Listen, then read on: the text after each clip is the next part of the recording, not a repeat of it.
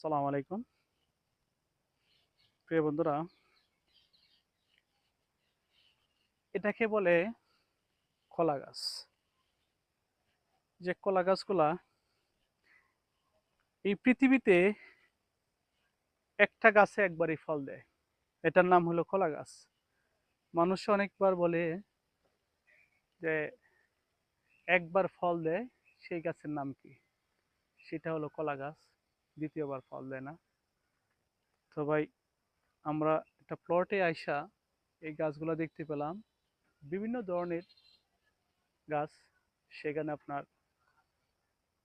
মানুষের যেই কলাগুলা হয়, এগুলা খেলে মানুষের পুষ্টির চাহিদা মিটে, মানুষের এনার্জি মিটে।